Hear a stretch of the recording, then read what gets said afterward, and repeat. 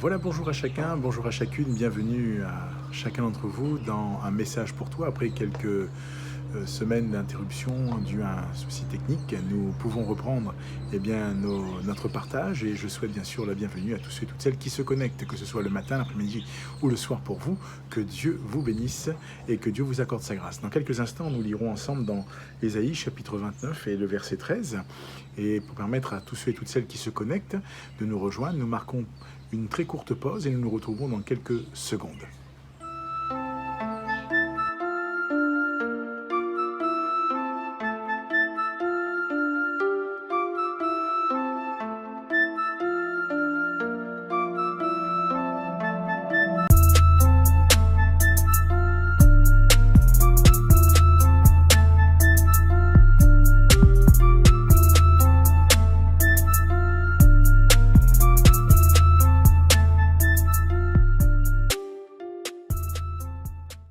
Nous poursuivons notre programme comme cela a été dit.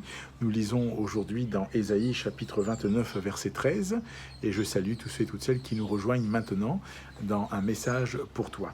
La Bible dit ceci, le Seigneur dit « Quand ce peuple s'approche de moi, il m'honore de la bouche et des lèvres, mais son cœur est éloigné de moi.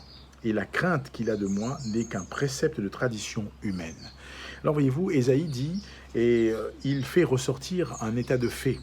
Cet état est celui-ci, quand ce peuple s'approche de moi, en l'occurrence quand le peuple de Dieu à ce moment-là s'approchait de Dieu, la Bible dit qu'ils honoraient Dieu avec leur bouche et leurs lèvres, mais que leur cœur était éloigné de Dieu.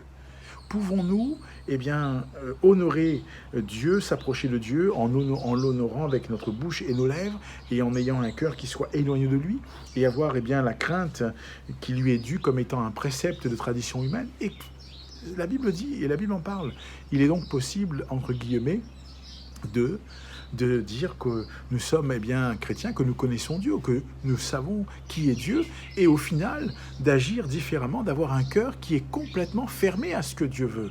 Alors oui, la grande question pour nous est ce que Dieu veut, et quand Dieu interpelle son peuple ici, ce n'est pas pour lui faire du mal, ce n'est pas pour le réprimander, pour le tuer, non. Quand je dis le tuer, le mettre par terre, ce n'est pas pour le condamner, mais Dieu l'interpelle pour le réveiller. Dieu l'interpelle pour qu'il puisse, là encore, réagir. Dieu l'interpelle pour qu'il puisse dire non, je ne peux pas, ou nous ne pouvons plus continuer à jouer un jeu. Dieu connaît notre cœur et nous n'honorons pas Dieu avec notre bouche et nos lèvres seulement, parce que notre bouche et notre lèvre nous sont nécessaires, mais nous adorons Dieu avant tout avec notre cœur. Et la Bible dit, garde ton cœur plus que toute autre chose, car de lui viennent les sources de la vie. Sais-tu que Dieu connaît ton cœur? Savons-nous que Dieu connaît notre cœur et que nous avons besoin de veiller notre cœur à l'état de notre cœur? Je ne parle pas de ce cœur naturel qui bat et qui permet au sang, là encore, d'oxygéner tout notre corps avec le sang qui part. Je parle de notre cœur, de notre état de cœur, de nos sentiments à l'égard de Dieu. Je crois que Dieu cherche des hommes et des femmes qui ont un cœur qui lui soit tout entier et que nous puissions être de ceux et celles qui apprennent à le craindre.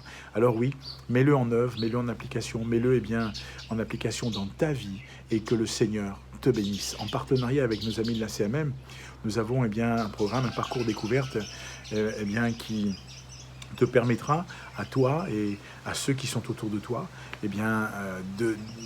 de découvrir qui est Dieu au travers d'un guide pour la vie. Alors tu as un QR code qui s'affiche ou une adresse, tu peux flasher ou recopier et tu seras ramené sur cette page qui est totalement gratuite, rappelle-toi, qui est totalement gratuite et tu pourras faire ainsi le parcours. Alors je prie que Dieu te bénisse, je prie que Dieu t'encourage et où que ce soit le matin, l'après-midi ou le soir, que le Seigneur te garde. Et n'oublie pas, ne t'approche pas de Dieu avec tes lèvres et ta bouche seulement, mais viens avec un cœur qui soit tout entier et avec une crainte qui soit respectueuse, une crainte qui honore Dieu. Et le Seigneur fera le reste dans ta vie. Il bénira ta famille, il bénira ton foyer et il bénira ceux et celles qui t'entourent. Que Dieu te garde et te bénisse. Je te souhaite encore une très bonne fin d'après-midi, de matinée ou de soirée et je prie que le Seigneur te garde. À bientôt pour un message pour toi.